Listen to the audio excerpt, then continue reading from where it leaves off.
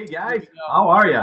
I see that How are we you? have our guest today. But first thing I would like to do is welcome you back. Everybody that's out there watching this, everybody that's out there listening to this, welcome to the Edge Interview Series. This is a platform where we take and put people of success, people that have been out there in certain topics, and we're going to challenge you with certain topics. And we're going to bring them face to face with you, and we're going to interview, and we're going to ask them questions. But the coolest part about what we do is we make it interactive.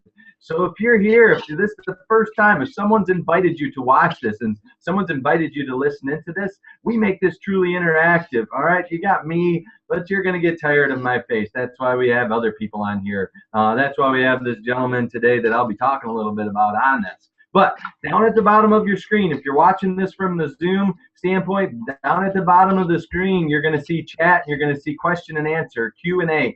Anytime you want to, anytime you have a question, because I want to tell you a little secret. What we're going to do today, towards the end of this interview, we are going to machine gun a whole bunch of questions towards this gentleman because we want to see him squirm. Because especially with the topic that we have today, we want to see him go, oh, I don't really know, or oh my goodness, I'm going to have to ask my parents. I'm going to have to go and check out or maybe he'll just run away. We don't know because of this tough topic. But here's the deal.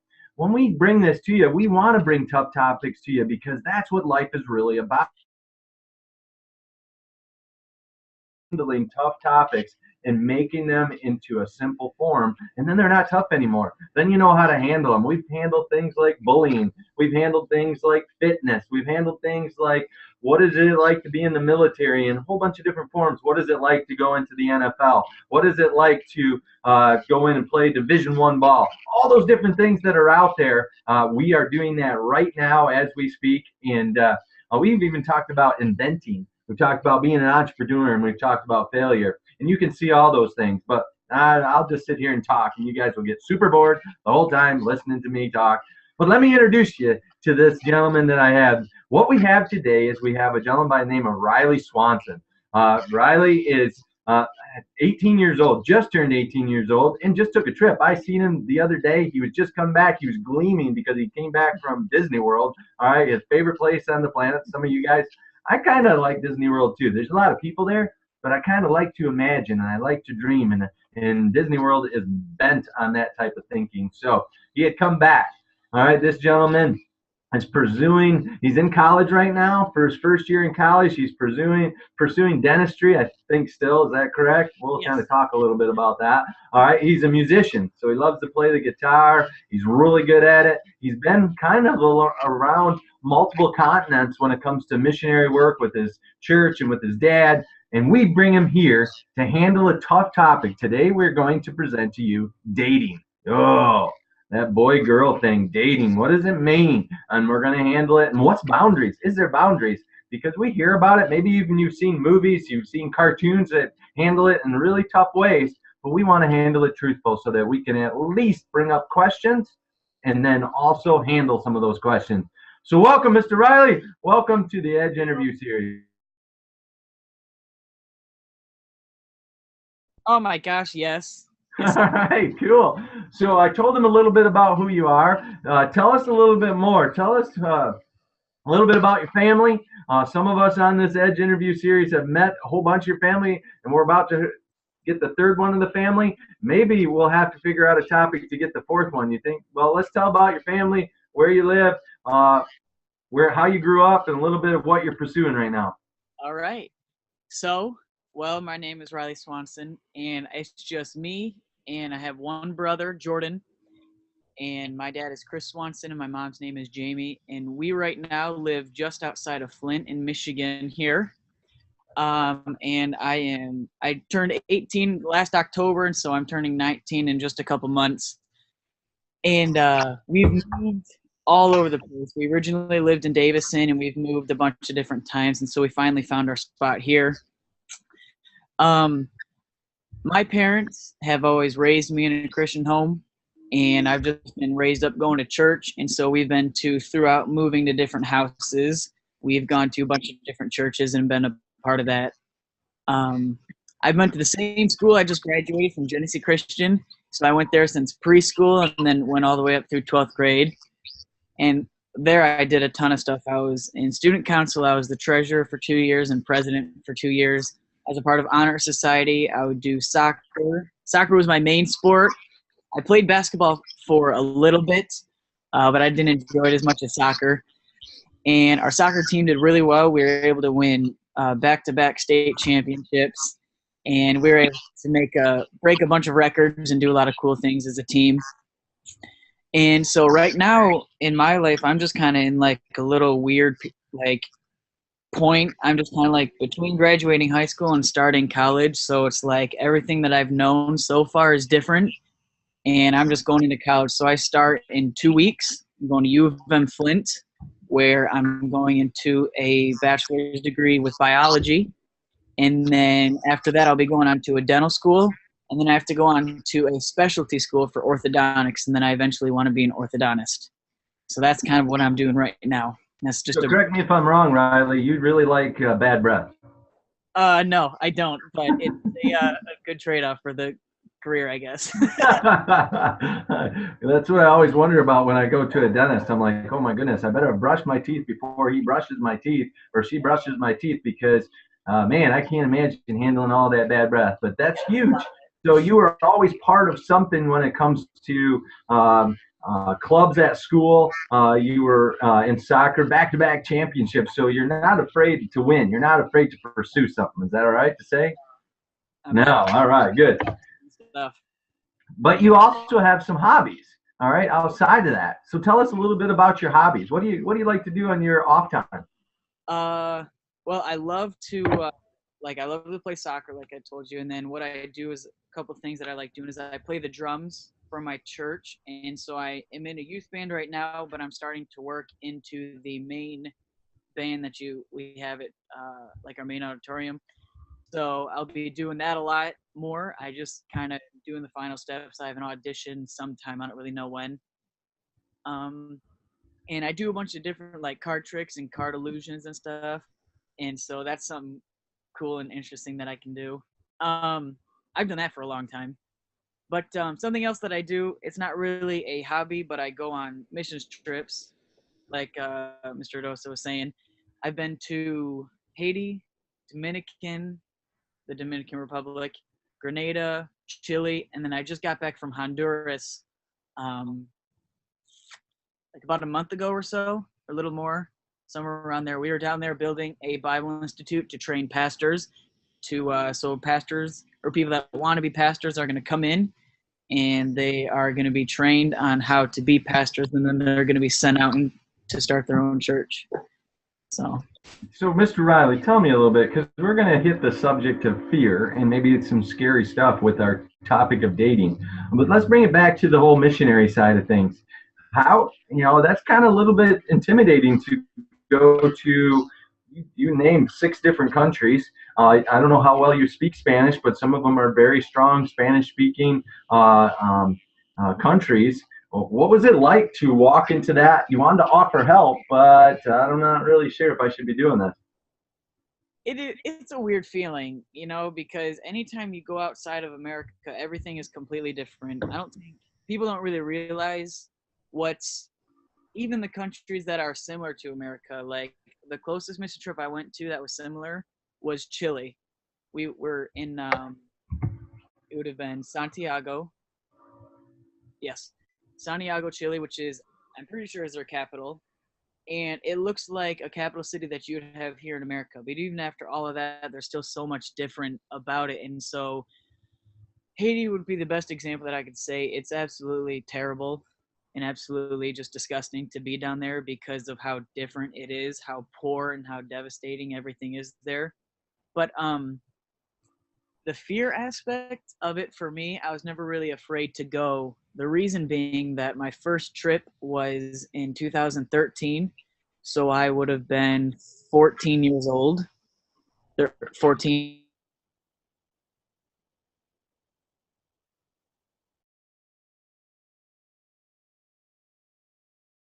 I didn't know what it meant. I didn't have any, I didn't really know anything, so I just kind of trusted my dad, and I was like, all right. So I wasn't really ever scared, or I wasn't ever afraid, like, man, am I going to be able to do this? Because it was so unknown, I had no idea. So, but I think like these trips have just helped me out so much just because it's like it's a week away from your phone, it's a week away from, I mean, it sounds bad, but family, unless you bring them down, it's a week away from friends, it's a week away from distractions, and you are just working, helping others. And so it's just like, even though there is a language barrier, I know Spanish a little bit. I took it in school, so I could get by pretty well. But people that don't know Spanish at all, it's easy to get by because you just kind of are able to build a relationship with the people you meet down there. So that way, by the end of the week, you know, if they have it, like I've exchanged phone numbers and emails, and so I text people from Chile all the time, and I follow them on Instagram, and so it's a way to stay in contact with people after just working with them for 4 days, 4 or 5 days, which is awesome. Riley, this is incredible stuff. We could do a whole topic on being a teenager and being very mature teenager and going on a mission to someplace. You know, sometimes in life we wonder a little bit about is America all that great? And then you said something very, very powerful. Wasn't that scary? But it was terrible. And so that's a whole different emotion. That's more of a and maybe I'm a little bit biased on this. That makes my heart cry when I see something that is terrible, that sometimes can be overwhelming. How did you handle that? I mean, you just it's weird when you go down and you are in and you know you're going to serve other people and you know you're going on a mission trip. You have a whole different mindset that you can't really get unless you're down there. So when I go down there, it's honestly it's kind of like this. So this is a weird example I can give. We bring our own bed sheets, right? So I have like the stuff that goes around the mattress. I don't even know what it's called. So I put it down, and on day one, I'm like, don't touch anything that isn't mine. It's all dirty and nasty. But by day two, you're just like, I don't even care. So it's like you just completely just don't worry about any comfort. You don't worry about anything really. I mean, you just kind of at first it's uncomfortable, but you just are like, you know, once you get used to it, you're kind of like, listen, it's only a week, and it's not like, even though it's horrible, I mean, there's much worse places I could be, you know, like, and so how you handle it is you just kind of go down there and you take a look, you take everything in, and then you figure out how it's going to be like, and you just kind of get set on a rhythm, and it's kind of like changing anyway. Once it change happens, you're like, okay, your mind is going crazy, you got to figure out, but once you figure it out, you just kind of cruise along, and it's easy after that. Riley, you said something really very powerful that I would hope that everybody in the world could understand this. You said serving gives you a different mindset. Yeah. That is so true. When we look at things, if you're out there, young man, young woman, if you're out there listening to this, what Mr. Riley is telling you is that when you start to give to other people, when you start to serve them, when you start to treat them above and beyond even our own personal needs, you start to shut down some of those feelings that you have, like, oh, I don't really want to be here. Oh, if you've ever come across that feeling, you've got to shut it down. And what happens is you start to serve them, and it ends up in a different mindset. That's why we do this interview series. We hope that we're serving you. Riley volunteered to be part of this because he knew that somebody just like himself would be out there. If you're brand new to this Edge interview series, we are handling tough subjects, and this is no different today. All right, we're going to handle dating, and we're going to come into it right about now, where we're going to handle this. Down at the bottom, please, in that chat, in that question and answer, the Q&A, type in some questions. I've got a ton, so we don't need you to, but mine may be a little bit dorky. All right, that's just the way I am. All right, and Riley probably knows that. He's met me a few times, that I'm going to kind of get off on a little bit of tangent here. But the point of it is our whole goal, and I think this should be highlighted across the world, serving puts you into a different mindset. And instead of going into a dark area, you're a light in that dark area, and that carries over into so many different things. So, as I said, we're going to start talking a little bit about dating. Oh, dating. Yay. I don't know. You may have a whole bunch of different thoughts with this, all right? But here's dating. All right, so I want to ask, so tell us a little bit about dating. To your understanding, Riley, what is the definition of dating? What is the topic of dating? Dating, it's a super easy thing to understand. What it is you find someone that you are interested in planning on marrying one day. That's it. There's really no way around that. Um, I don't think it's something to be toyed around with. I don't think you do it just because other people are doing it or because you just want to have fun or you just want to um, hang out with like a guy or a girl. There's other ways to do that. You know, you don't have to actually date someone to talk to a girl or a guy. But it is a very straightforward thing. For me, it's very straightforward. It is when you are finding someone to marry. That's it. Riley, what you just said is very, very powerful. It takes a very intelligent individual to take something as complex, what people make it. Remember, just because people are making something complicated doesn't mean that it truly is complicated. When you break it down into, so I'm going to hit two different angles here, Riley, so that we can understand this. You said dating is your goal is to marry this person. You're interested in marrying, taking on for the rest of your life with this person. Your heart goes to them type.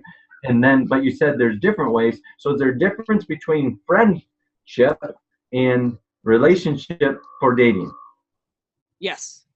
Yes, there is. Dating, I mean, like if I have a friend who's a guy, right? I pretty much I talk to him, I have him over or whatever. If I have a friend who is a girl, which is possible, it's difficult to do that, I think, because what'll slowly happen is you just kind of slowly will get to know this person more, and the more you know someone, the better relationship you have, the stronger relationship you have. And if that's not the person that you're supposed to be dating, then you're already put into a bad spot before. So for if you in like I have friends that are girls, I would never have them over just them. I would never go out and be like, hey, do you want to go like I don't know, go do something out somewhere? No, no, you don't, because what that does is it opens doors to something that maybe isn't supposed to happen, or maybe you're too young to do. Like my brother, he's 16. Um, he and we've had friends that are girls for the longest time, but we've never like I've never had them over to hang out with, because I think it's just something that you have to wait for until you're dating, because it just opens doors that are the unknown and what you're not really. I believe that you have to wait until you're actually dating someone to do. Riley, this is so much stuff. I'm writing notes down because there's so many different things and that you're bringing up. And you said the topic, and we're going to really hit into boundaries here in a second. And that's where we're going to talk about this opening doors that should have been shut and different things here. And we pray that Riley's goal and my goal today, the Edge interview series goal today, is not maybe to answer everything. Sometimes it may be to just open up a question. So, and we're going to hit this. Who do you ask these questions to? Who is out there to answer these questions? Number one thing you can never do when you have a question is let it go unanswered or think you know the right answer. What we want you to do is find somebody, and we're going to talk a little bit about that. We're going to find somebody to ask that will be truthful, will be honest, and sometimes being honest is, I don't know, let's seek out somebody else. When you really find a true coach and mentor in life, they go, man, that is an awesome question. And I really don't know how to handle that. But between you and I, we are going to figure this out. We are going to figure it out so that it serves everybody, so that we don't put you in an uncomfortable situation. Yeah. Now, most of you guys would think that I just put Riley into an uncomfortable situation. I asked him about dating. All right, Riley, how big is dating right now for you? Being a 19-year-old, and does that start? Well, this is two different questions. How big is dating right now for you? Big. I have a girlfriend. Her name's Audra, and we've been dating for almost 10 months. So we started back in November, and so it is a big thing because it's relevant to me right now. So I've been able to kind of see the mindset that I have. I didn't figure this out on my own. I figured it out, some of it through trial and error, and some of it through my parents kind of pushing me through the way, and just learning from other people. So it's pretty relevant and huge for me right now. So So did you say the young lady's name is Audrey? Audra. Yep. Audra. So is Audra watching this? Yeah, she is. Hey, Miss Audra, you got a good guy right there. And if not, we're gonna about to find out. All right. So he's a good guy. All right. So just teenager right now, and you're coming out of teenage, but your brother being 16, and is there an age where this friendship, this dating thing changes? Do you even know that? Because I don't want to get into some science technological. Hey, this is what the scientists say. This is like I don't want to get into that. Is there an age for you when that turned around and it went from friendship to different things? Yeah. For me, I'll just tell you what happened with me. I waited until I was 18. I was 18 when I went on my first date with Audra, and I didn't go on any other dates before that. I was 18. So, I mean, it's more of age has really nothing to do with it, I don't think. I mean, of course, there are some ages that you're like, listen, you're way too young to be dating, but I think it's more of your maturity age. You know, can you handle being alone, girl, for however long? Can you handle doing things that um, is in the aspect of dating? And if you can't, then you need to wait. And I don't regret waiting until I was 18 at all. A lot of my friends had girlfriends and they've been dating since I was a freshman in high school. So that would have been 4 years ago. So it would have been when I was 15, 14, 15 years old. So I've watched countless friends that are still dating have girlfriends for 3, 4 years before me. And never once did I ever say, man, I wish I would just have someone to date because would it have I don't know what it would have done to me. You know, I think what I really enjoyed most, what I really thrived doing was just going through school, being involved in honor society and student council and sports. Now, granted, of course, I could have done that with a girlfriend, but it's just, I think there was no rush for me to do it because, like I said, dating is supposed to be for me to marry somebody someday. And when I'm 16, 15, 14, 15, 16, I'm really far away from that. And so it wasn't really, it was kind of like on a list of priorities, it was kind of towards the bottom. But now, on the other hand, now that I've gotten older, maturity and age wise, it's kind of started to flip around. So Riley, there's so oh my goodness, you're bringing up so many great topics here. So first one, let's handle this because I know that there's maybe some parents watching, and for sure there's a whole bunch of kids. And when we put this on our YouTube channel that we're about to talk about, when we put this on our YouTube channel, then that's going to bring up some of these questions. How'd you figure out this age maturity thing? Did you establish it? Did your parents establish it? Was it a combination of both? Where did this whole 19 years old thing come in? My parents, they told me from a super young age that they didn't want us dating until we were 18. Now, can that, it could have easily changed, but what had happened was they told me this for so long that I just kind of figured it out on my own, and I was like, I'm just gonna wait. Um, and I started talking to Audra,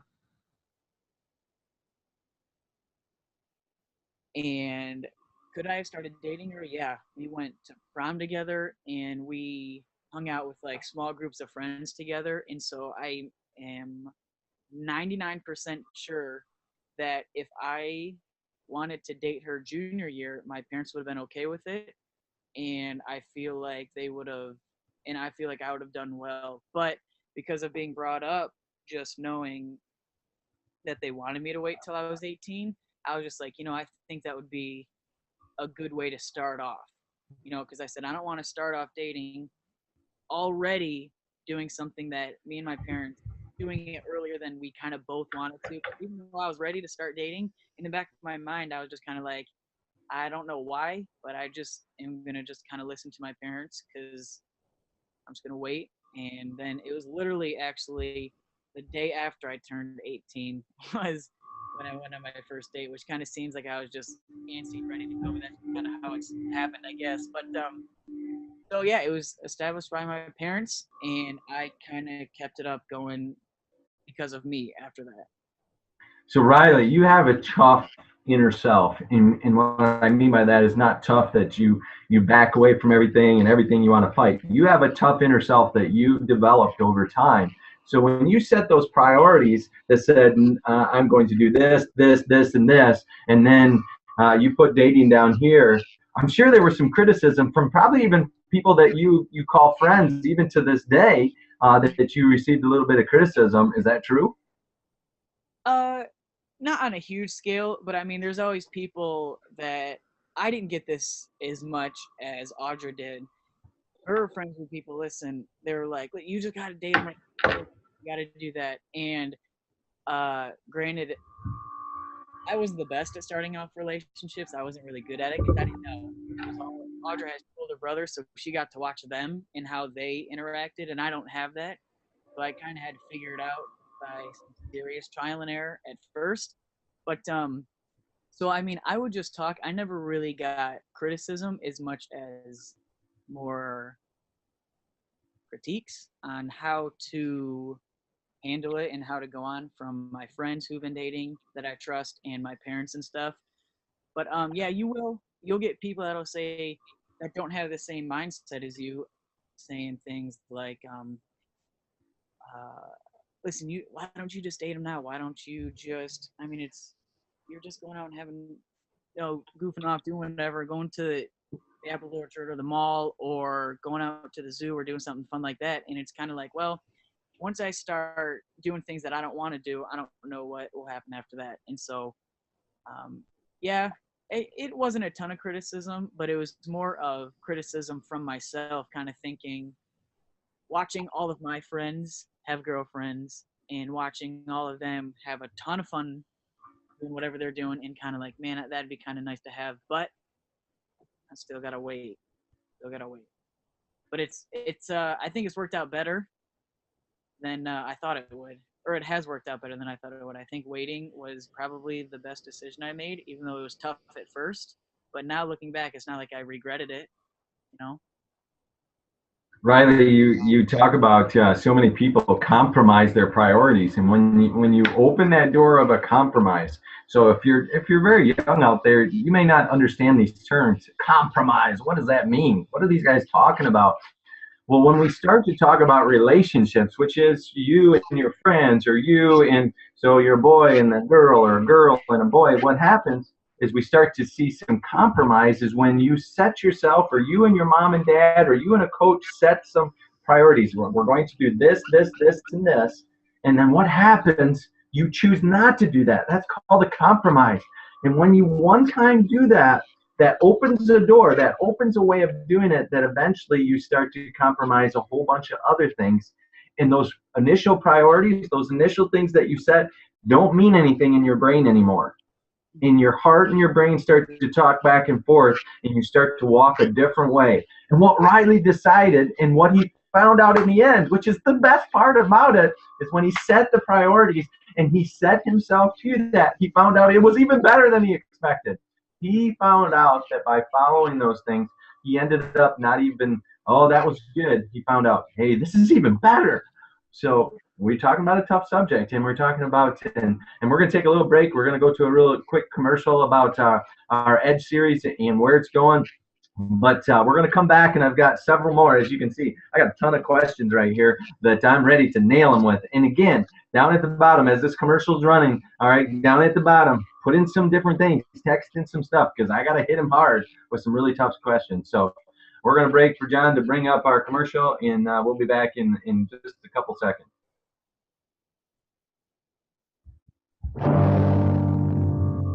What if?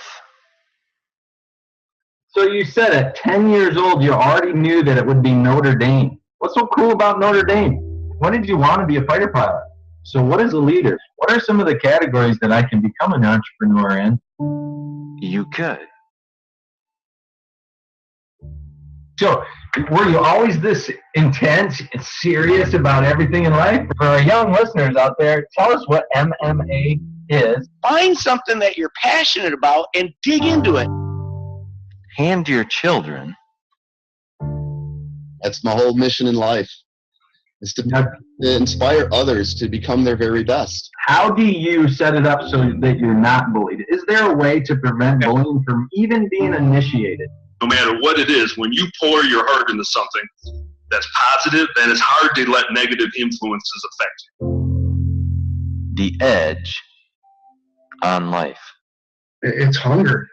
You have to want it more than anything else in this world.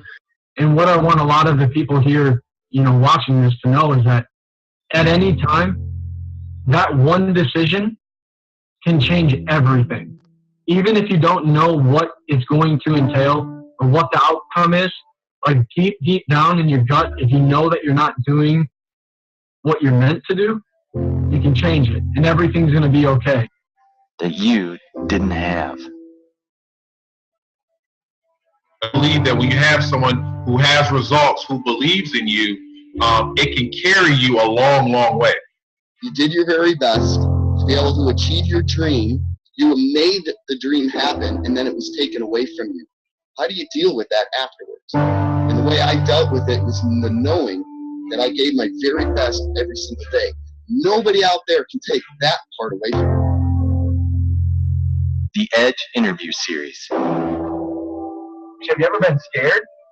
So have you ever broken down there? You had the team, you had the guys, you had the group, the camaraderie. But what is the importance of a coach, a mentor, through that process?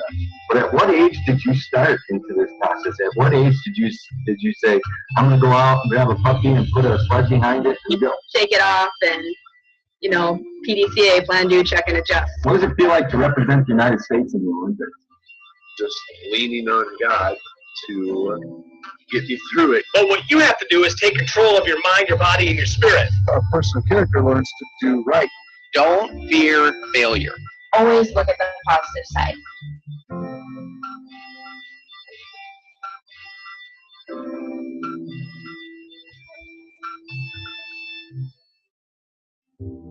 And I think that's one of the things that young people at times don't get, whether you're kids, whether you're teenagers, or even young adults, is that your life is a series of decisions. So go out there and lead the way. Be kids who are going to make a difference in this broken world, and show them hope. Show them confidence. Show them faith in Christ. Show them what it looks like to lead and to lead well.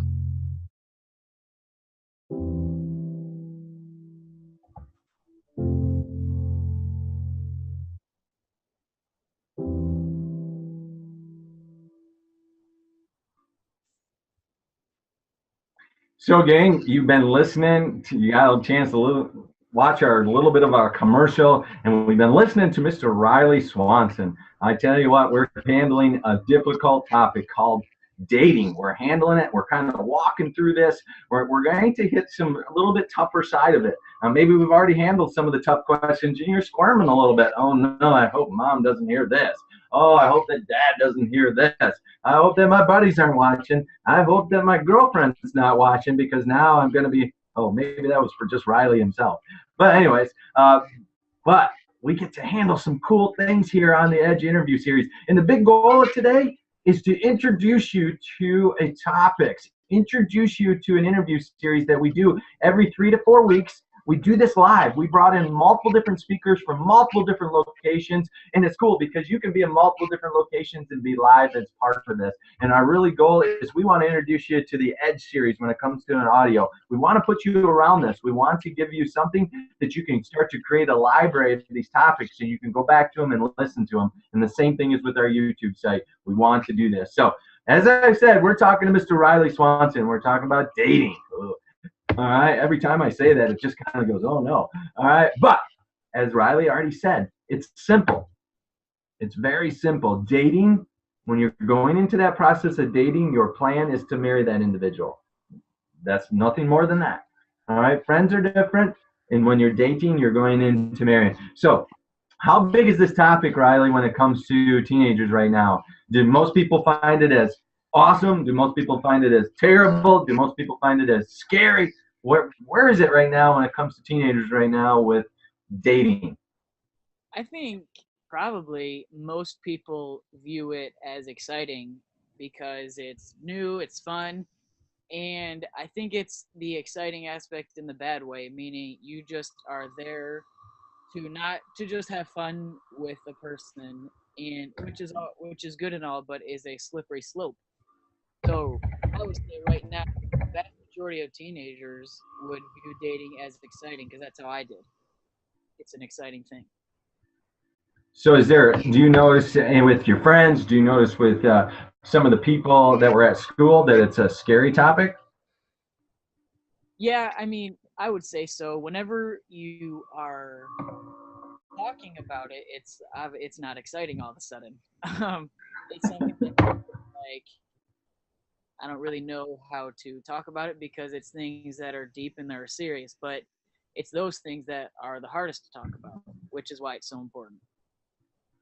So the cool thing, and well, the tough thing about talking about dating is this simple process is that I remember when I was a teenager and dating would come up. I wanted to be the macho man. I wanted to be the tough one. And I wanted to know all the answers so that all my buddies would come to me and ask me all these different questions. Yeah, I wasn't very intelligent back then. I understand that. All right, but the point being is that can be a topic, especially I don't know about from the female side, from the guy side, being a football player, baseball player, we want to be the best.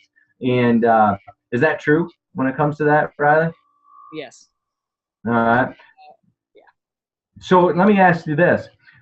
So one of the things that is the toughest thing to answer inside of this dating topic is, and you kind of talked about it, is opening doors. All right. You talk about priorities.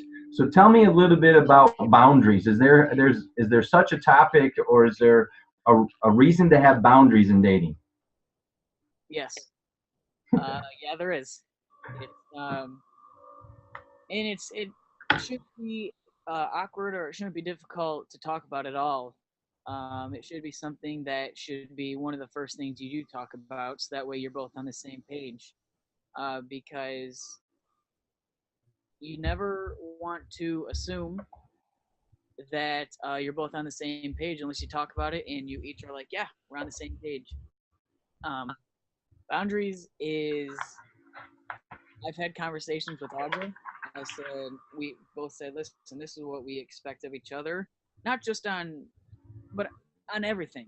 Like this is how I expect you to treat me, not in like a bad like you will treat me like this, just like is a good healthy conversation. Like this is how I expect you to treat me. This is how I expect you to talk to me. This is how I expect you to treat other people, and this is just what I expect you to be like. And which of course can get um it can get not necessarily awkward, but it can get like to a serious point.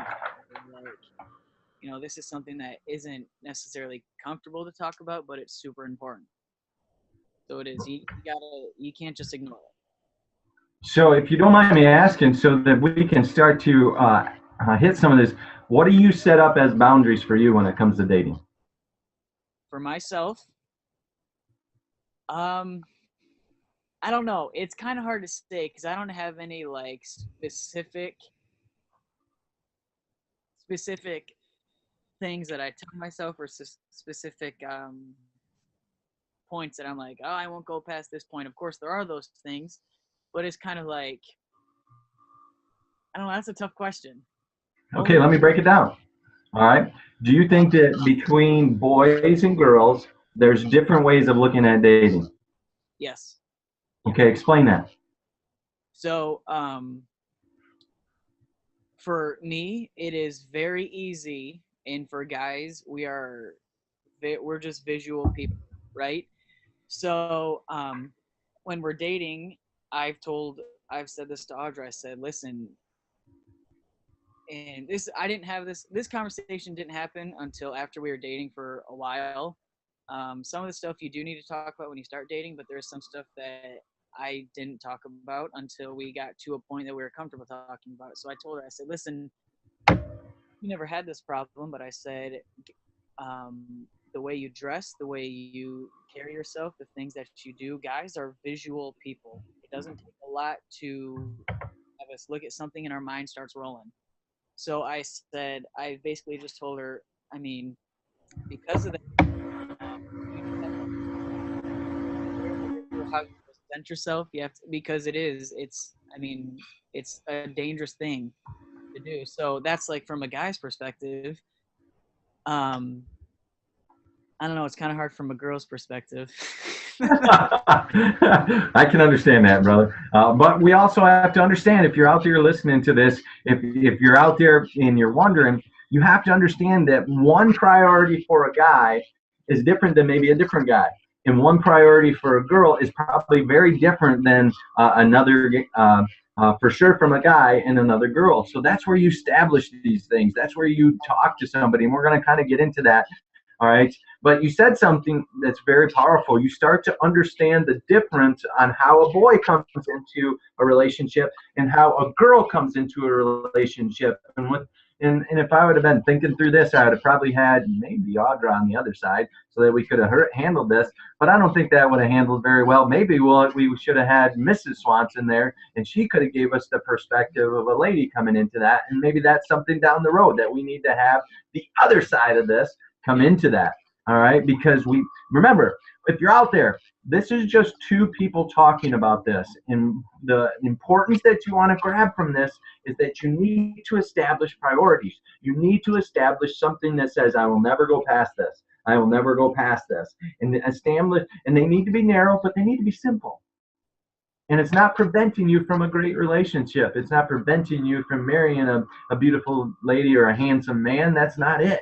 All right. It's to set up so that you have a long time relationship that goes on for years and years. And as an example, as Riley said, serving gives you a different mindset. And when you're dating, you're serving those people that are around you.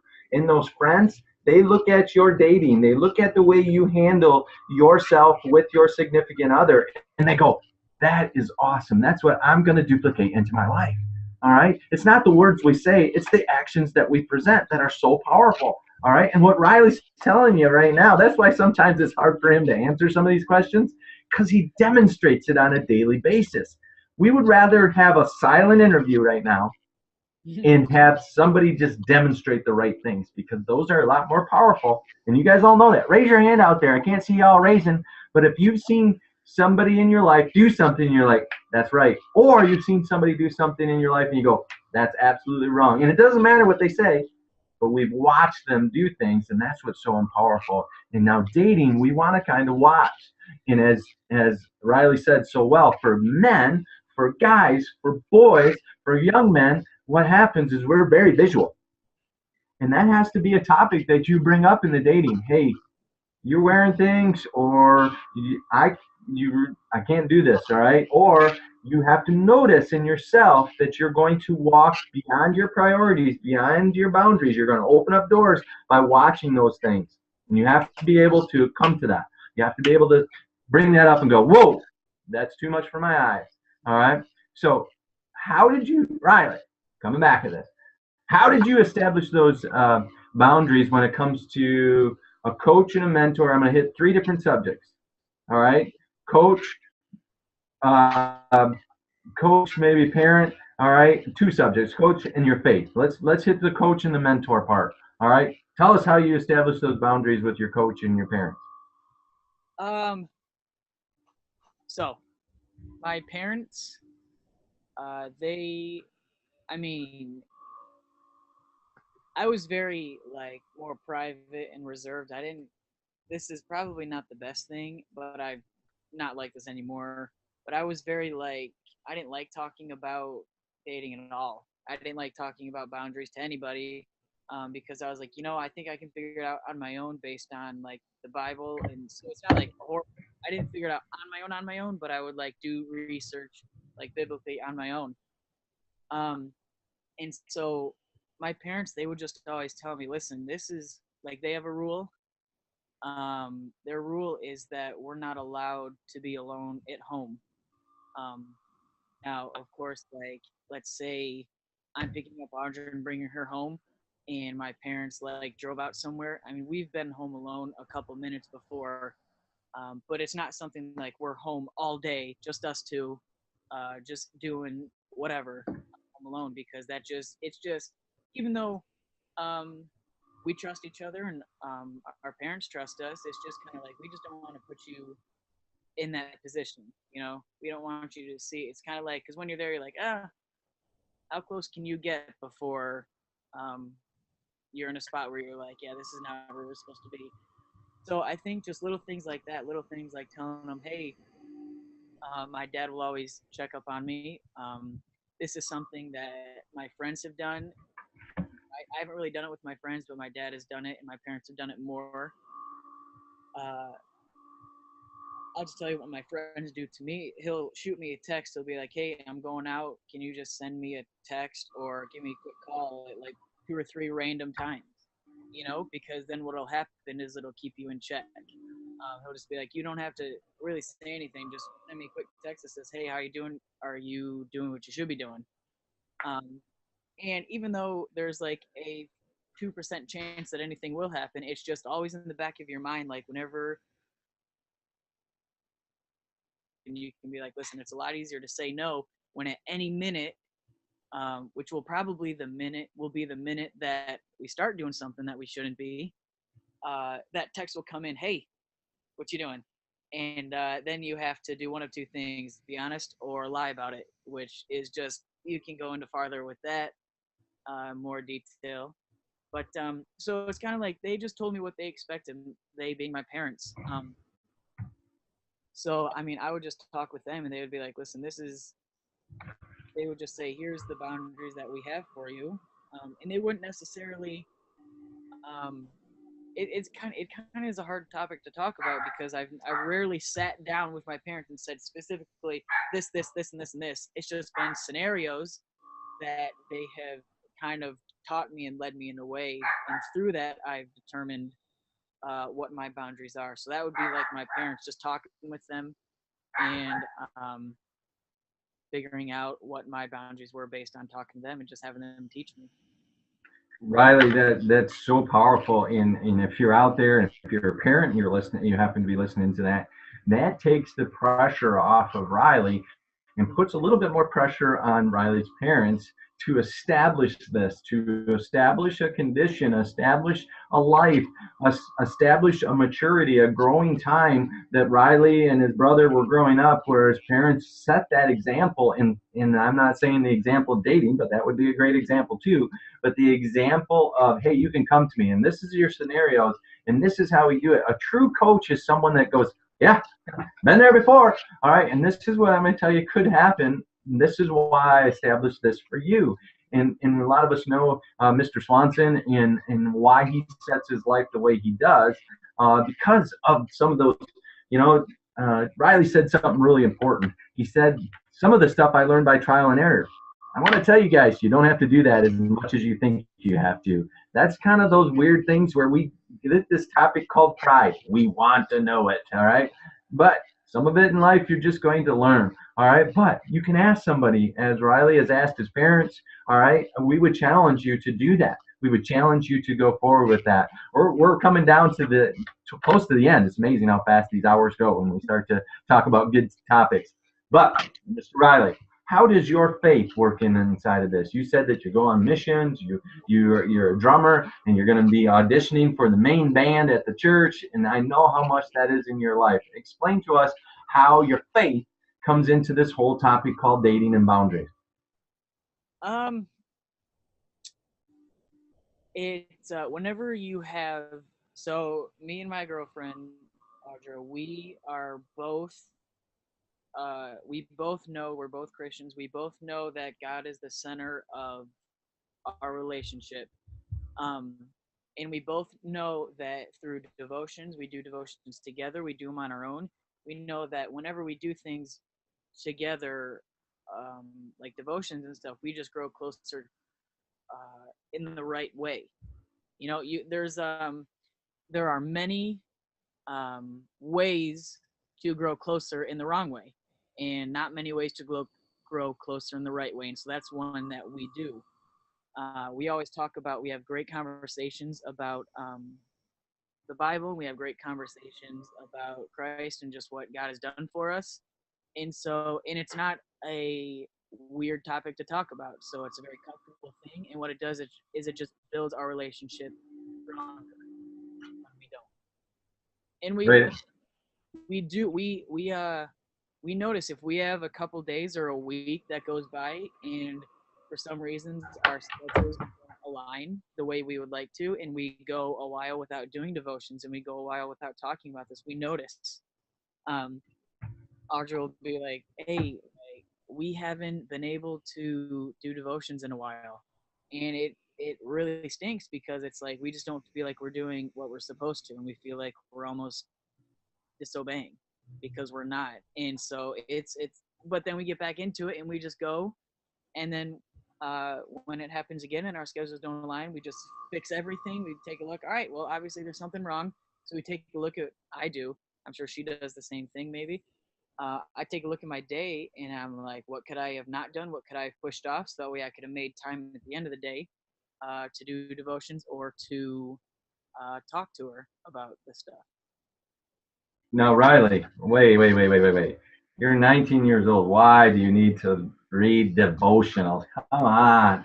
No, that is not the topic. We're not on faith here. All right. So we're on talking about dating. All right. But I know that there's someone out there that's listening or watching this right now that this is a challenging topic for you. Not the dating. We just switched that you understand that faith is intertwined in everything that we do in life. And when someone has an establishment of faith, like Mr. Riley's talking to you about, guess what? It also carries over into his dating and aligns his priorities there. It also carries over into his school that he's going to be aligning that together. It aligns into going into dentistry if God plans that for him. It aligns in with his relationship with his little brother. I don't think he ever calls his brother little, but the point being is, so if there was someone, and this is maybe a tough question for you because I just was thinking about it just as you were going through that.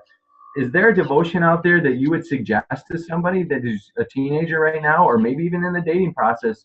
What is, because I know there's lots of different topics out there devotional wise. Was there something that you would recommend? Well, sort of. There's one devotion that I've been doing. Honestly, I forgot the name of it. If you give me a minute, I'll think of it in a second. But that devotion is just like a life devotion. And then there's another devotion that my best friend Cole told me about. It's on the Bible app. It's called Sexodus, and it's just about a dating life. So it's like a 40-day thing. And so I just do that. Oh, Audra just texted me. It's called, hold on, let me look. My Utmost for His Highest. And I think it's by Oswald Chambers. Oswald Chambers, yep. And so I got that as a graduation gift for my open house. And so that is a great book. And Audra has that one too. So we have done that one together, or we just read the Bible. But that would be one that I think I read not a ton of devotional books because mine usually last like a year, the ones that I have. So, I mean, I've done devotions for like 4 years, but I've only read 4 books. So I haven't really done a lot of different books, but My Utmost, or whatever it's called, let me look again, My Utmost for His Highest. That was a great book. I'm still working through it, but that would be one for just your overall life. And then the one on the Bible app, Sexodus, would be one that is really good because it's simple and it's just straightforward. It takes me like less than 5 minutes to do it. And then it tells you what to do and why to do it. And then it gives you scriptures to prove why that's right. So Riley, if I can ask you this, is the Bible app you're talking about YouVersion? Yes. Yep. Okay. So if you're out there and you're listening to this and you want an amazing Bible app and it has tons of different devotion, including the one you called Sexodus, is that how it's pronounced? Yep.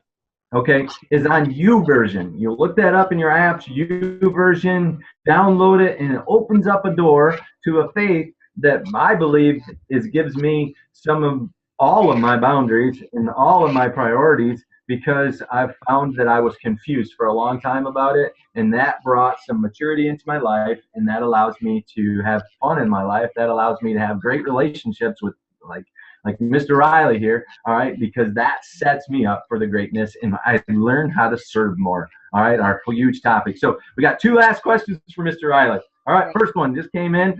All right, someone said, how does social media affect our dating? How does social media affect the dating? That's a good question. Um, I think there's kind of two different answers because you have the uh, Hollywood portrayal of dating, and then you have, which doesn't really affect me at all, because I don't know, it just doesn't. What, like, if I see how I should look according to the world, it doesn't really. I'm like, yeah, I mean, maybe. It does. I don't really get envious of that lifestyle because of where I'm at now.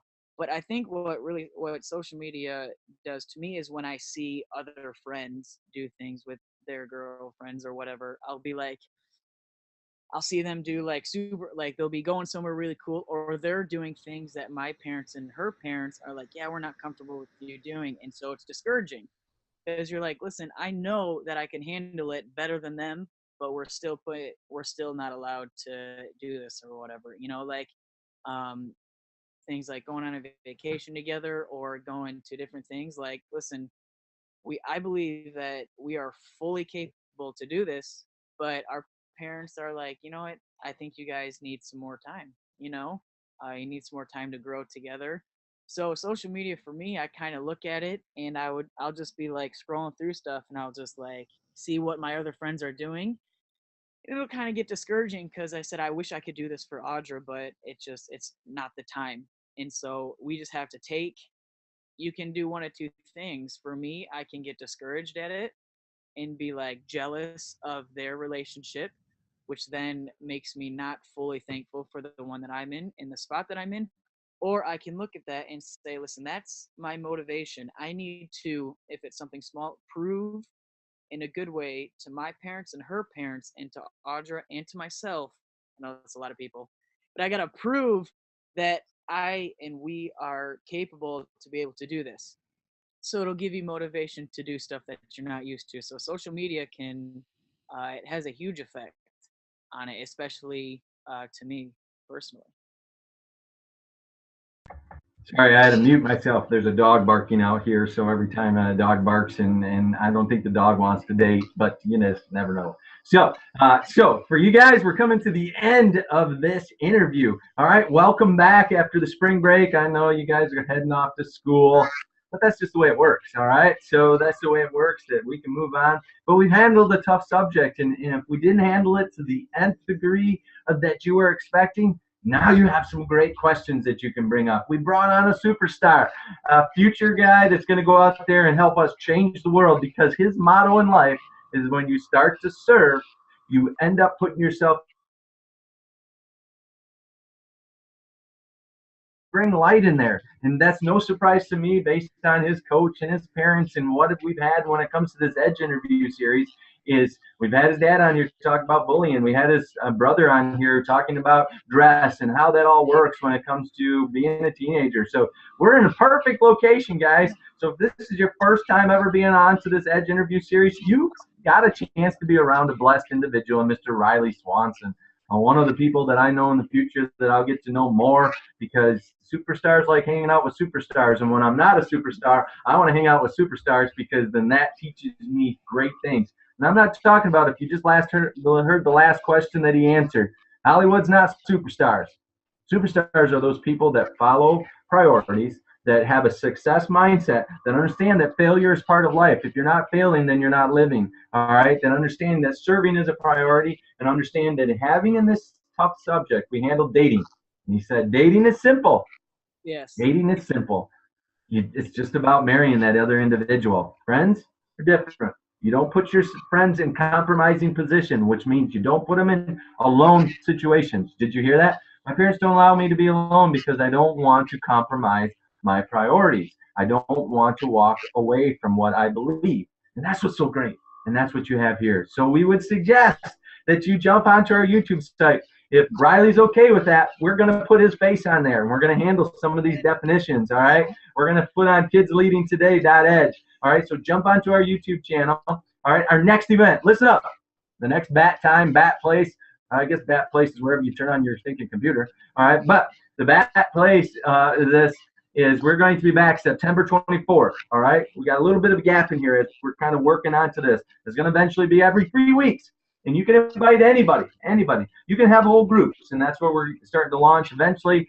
We're coming to a live event, and then we're going to have somebody like Riley, and maybe even twist the arm. Well, we're going to take about 6 guys to twist the arm of his dad to maybe do something live. All right, so that's the cool part of what we do. Riley, thank you so much. You're a blessed individual, and you've blessed us so much. Thank you. Hopefully you've recorded this for your girlfriend, because I have it recorded, so if she ever needs to see how good you are. Yeah, it says all right. On the screen, but I guess we'll see when we end it. Well, we're absolutely blessed to have you part of this. Can I ask you a question there, Mr. Riley? Go ahead. Can we have you back here sometime in the future, all right, and talk about some other subjects, talk about different things, maybe even talking about drumming? That's the stage that we want to go to, into some more music things. Do you think we could have that as being possible? Oh, yeah, I want to come back. All right, good. Amen. Amen to that, brother. So that's all we have for you guys today. Hopefully you enjoyed the Edge interview series. Hopefully you enjoyed Mr. Riley as much as I did. Hopefully you took some notes. Hopefully you have some questions about dating and boundaries. And I pray, and we're going to be praying for you, that you lead a successful life, because by having an edge up, you always win. So God bless, guys. We will talk to you soon.